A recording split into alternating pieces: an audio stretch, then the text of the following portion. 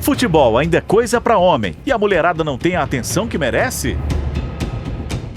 Guga, eu já até sei o que você vai falar. Você vai falar, porque a sociedade é machista, é patriarcal e justamente por causa disso as jogadoras mulheres recebem menos porque pagam milhões pro Neymar e não pagam pra Marta porque as pessoas gostam de homem e é por isso que a sociedade só valoriza o futebol de homem e é por isso que só homens assistem homens que ficam bebendo cerveja com homens pra assistir futebol de homens enquanto eles batem bola com homens e homens fazem gol e goleiros homens. Olha, tem um pouquinho de verdade, mas vai, continua com a sua ironia, vai, continua. Não, só terminei a ironia já, pode falar que você mas vem. olha só, é muito legal você ter começado assim. Agora eu vou ler duas manchetes de jornais, uma de 1941. Futebol feminino como esporte é desaconselhável e como passatempo perigoso e nocivo. Diário de Notícias, 1941. Futebol feminino não poderia ser permitido no clube, uma vez que se trata de esporte muito violento para o sexo frágil. Estadão, 1973. Em 1941, Getúlio Vargas ele emitiu um decreto que proibia as mulheres de praticarem esportes que fugiam da natureza da mulher, como o futebol. O futebol não era da natureza. Pô, também, Getulhão era um fascistão adorado pelas esquerdas. Como se a gente soubesse. Então, assim, eu tô fazendo essa reconstrução histórica para te mostrar que é óbvio que sempre existiu machismo no esporte. O esporte sempre foi visto como algo que é praticável, porque é viril, porque tem testosterona por homem, principalmente esporte de contato. Então, é óbvio que sempre aconteceu. E não só de uma maneira velada, tava na lei. As mulheres ficaram 40 anos sem poder jogar futebol. E é muito engraçado que se elas tivessem tido a oportunidade que os homens tiveram de desenvolver o futebol desde 2 séculos atrás, e elas começaram a desenvolver no início do futebol, junto com os homens, o futebol feminino, com certeza hoje elas teriam um público muito maior, elas teriam um espaço muito maior, elas teriam uma visibilidade muito maior, que é o que atrai o patrocinador. É óbvio que o patrocinador quer colocar a marca dele num lugar onde vai ter exposição. E se aquela mulher tem exposição, tem visibilidade, ele vai fazer aquilo. O problema é que a estrutura do esporte é machista e nunca deixou a mulher ter essa visibilidade. Pois é, exatamente essa visibilidade que faz com que as grandes empresas investam muito mais em mulheres do que em homens. Na passarela, por exemplo, é justamente onde elas lucram mais, regido exatamente pela demanda que existe de homens e de mulheres por modelos mulheres, por produtos femininos, por propagandas femininas. Que ponto você falou disso? É mais um exemplo de machismo. Isso, e outro ponto, né? Sendo que desfiles ao longo da história foram feitos historicamente por modelos homens. Historicamente modelos homens para mostrar músculo, para mostrar virilidade, a Grécia Antiga, Esparta.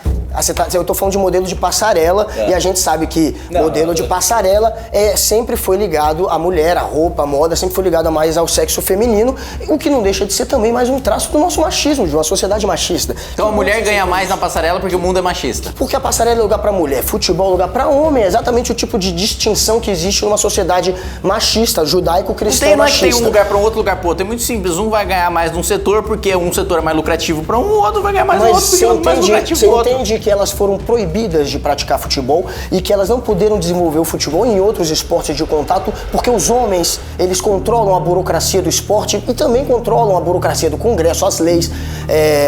Você sabe disso, você está cercado por poucas... Você fala como se lá no Congresso a gente chegasse, pô, mano, você é homem também, né? Vamos provar uma lei pra homem aqui. Agora menos, mas ainda é muito machista o Congresso. Mas não tem Não tem uma construção no Congresso pra prejudicar mulheres, né? Você, pelo amor de Deus, tô falando de mulheres que votaram em mim, por exemplo, que votaram em outros parlamentares homens. Kim, aí é outro ponto, a gente não vai se perder nisso. Agora, é que as estruturas do esporte e do Congresso, o poder tá na mão do homem, tá? E é por isso que há uma burocracia que atrapalha a por isso que a mulher ganha menos no futebol. Que atrapalha o desenvolvimento da mulher em vários esportes, como no futebol. Isso aconteceu, isso é história. O João Avelange, quando era presidente da CBD, Confederação Brasileira de Desportos, antes da CBF, ele dizia com todas as letras, mulher não vai jogar futebol e não vai apitar, porque tinha uma juíza que peitou ele na década de 70, na época da ditadura militar, que foi quando ainda tornaram ainda mais rígida essa lei para impedir as mulheres de jogar futebol.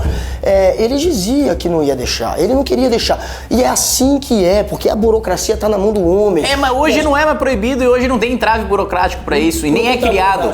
Já que você falou de hoje, o futebol feminino, por exemplo, americano, que é muito grande, as mulheres lá, elas têm uma receita de mais ou menos 20 milhões de dólares a mais de patrocínio que elas conseguem para a seleção americana. Mesmo assim, elas recebem menos que os homens como bônus de treinamento. Quando elas têm que treinar, quando elas vão ficar com a seleção, elas recebem menos que os homens. Elas tiveram que entrar com um processo no Tribunal de Desportos de Futebol dos Estados Unidos em 2015. Ganharam um aumento no bônus e ganharam melhorias de acomodações.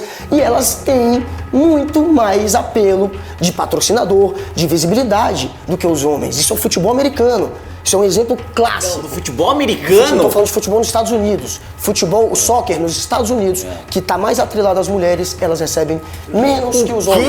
Menos no... Pera aí, você tá falando que o futebol nos Estados Unidos elas recebem menos bônus. Não, mas tá muito mais vinculado a mulheres que homens. Você tá louco, Guga. Futebol nos Estados Unidos? Você tá maluco. Tanto que elas têm uma receita de 20 milhões a mais que os homens. Você tá maluco. Elas têm uma receita... Cresceu muito o MLS. O futebol ainda é muito masculino, ainda é muito maior nos Estados Unidos que mulher. O da mulher é um mercado em ascensão, isso não tem a menor dúvida disso. Agora, você falou que é maior, sobre isso é palpite teu. Deus, não, agora eu tô falando em cima de um dado.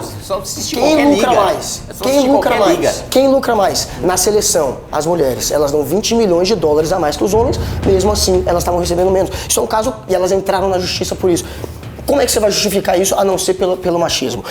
Aqui no Brasil... Eu justifico isso pelo antiliberalismo, porque é uma determinação da seleção, quem paga é o Estado, não é no mercado, né? Não, quem paga é a confederação. Aqui no Brasil a CBF também faz isso. Ela paga muito menos para jogadoras mulheres treinarem. Aqui, pô.